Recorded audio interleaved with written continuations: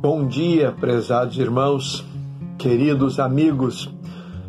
Em Cristo Jesus estamos mais uma vez reunidos para o louvor da glória dele, para agradecermos a ele uma boa noite de descanso. E hoje, 31 de julho, eu gostaria de trazer para vocês exatamente o estudo do momento sublime desse dia. Trata-se de um tema muito importante e são 6 passos, mas eu quero apenas usar os 3 passos. Vou falar sobre a adoração, a intercessão e a meditação. Na adoração, Zacarias capítulo 14, versículo 17, nós aprendemos uma lição muito importante e um compromisso, de Deus conosco, quando diz lá: se uma nação não for adorar o Rei, o Senhor Todo-Poderoso, então não cairá chuva naquele país.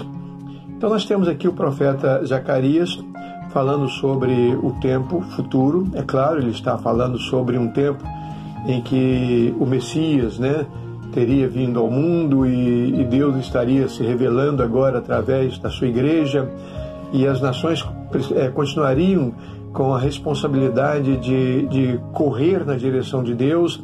Antes, quem revelava Deus ao mundo era a nação de Israel, então o povo aguardava o Messias que viria, mas Zacarias está falando sobre um tempo em que o Messias já veio, Então ele está profetizando isso, e ele diz que naquele tempo a nação que não fosse adorar o Rei, o Senhor Jesus, o Todo-Poderoso, não cairia chuva sobre aquela nação. Então nós vemos aqui com todas as letras que não temos dificuldades para entender isso. Bem-aventurada é a nação cujo Deus é o Senhor. Todos nós sabemos disso. Então bem-aventurada é a família cujo Deus é o Senhor.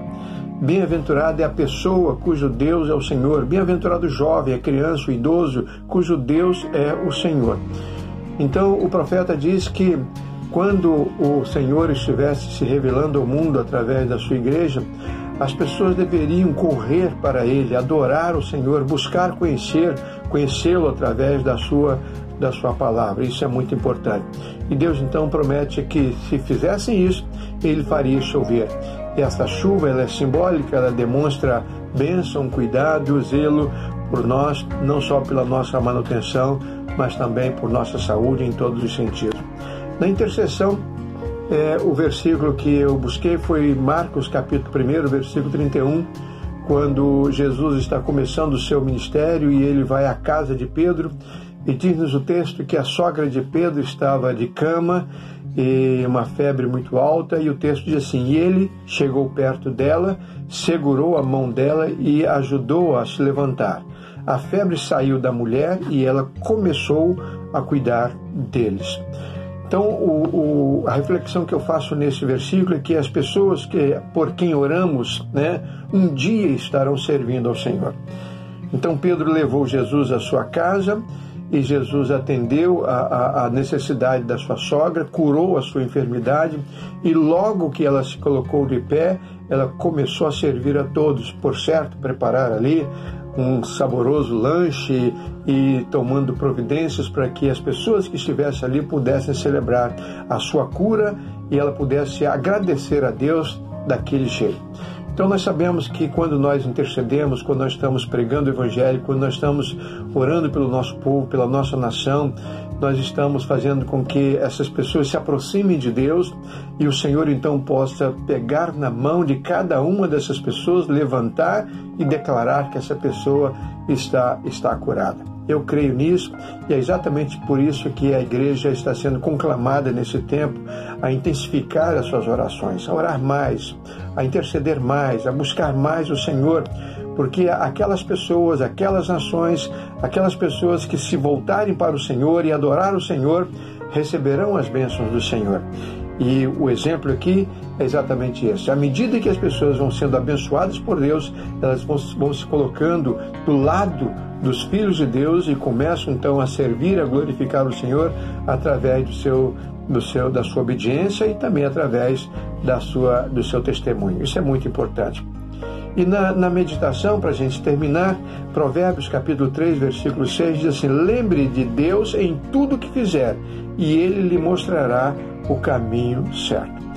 Então nós somos lembrados aqui pela palavra do Senhor que nós precisamos colocar Deus em primeiro lugar. Lembrar-nos de Deus em todos os sentidos, buscar o Senhor em quaisquer circunstâncias, e Ele vai nos mostrar o caminho certo. Eu creio, amados, que a igreja do Senhor, nesse período de quarentena, ela está no caminho certo. Eu creio que Deus está abençoando o seu povo, e creio, tenho dito isso à igreja que pastoreio, que quando retornar essa pandemia, quando nós retornarmos às nossas atividades presenciais, aos nossos cultos lá no templo, nós voltaremos maior e melhores. A igreja será maior e nós seremos melhores crentes e, por certo, vamos prestar à nossa nação, à nossa cidade, um serviço melhor.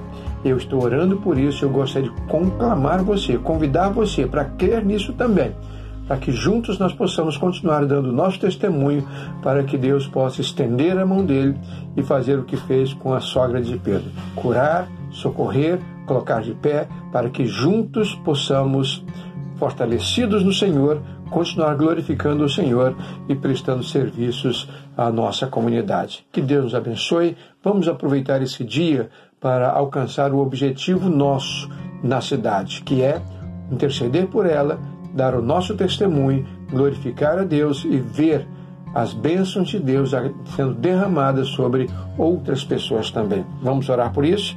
Que Deus nos abençoe. Um bom dia.